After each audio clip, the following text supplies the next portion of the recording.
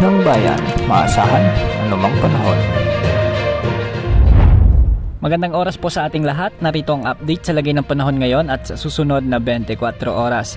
Sa kasalukuyan ay umiiral pa rin ang habagat o southwest monsoon at nakakaapekto ito ngayon sa bahagi ng western sections ng Visayas at Mindanao.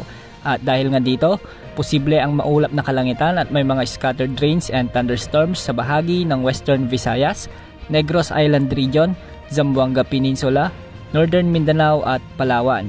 Ang mga lugar na ito ay posibleng makaranas ng mga biglaang pagbaha at pagguho ng lupa dahil sa kung minsan ay mga katamtaman at minsan ay malalakas na pag-ulan.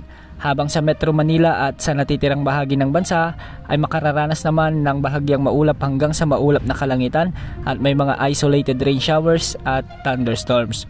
Dahil naman ito sa mga localized thunderstorms. Posible rin ang mga flash floods at landslides lalo na kung minsan ay may mga malalakas na pagbuhos ng mga pag-ulan. Sa mga oras nga na ito ay nakararanas ng mga thunderstorms ang ilang bahagi ng Ilocos Region lalo na sa western part ng Luzon.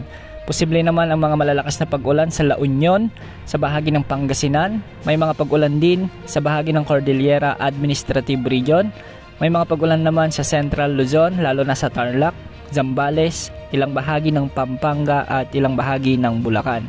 Magiging maulap naman sa Metro Manila at magiging bahagyang may mga katamtamang pag-ulan naman sa bahagi ng Batangas at Cavite. Sa Occidental Mindoro ay may mga bahagyang malalakas na pag-ulan naman dahil sa mga localized thunderstorms. At sa bahagi ng Quezon Province, asahan naman ang maulap hanggang sa kung minsan ay may mga mahihinang pag-ulan dahil pa rin sa umiiral na localized thunderstorms. Posible naman ang mga mahihina hanggang sa katamtamang pag-ulan sa bahagi ng Southern Bicol Region at doon naman sa Northern Samar at Northern Leyte. Samantala sa Visayas, asahan naman ang posibleng magbuhos ng mga pag-ulan sa bahagi ng Bohol, Cebu Province at ilang bahagi ng Masbate.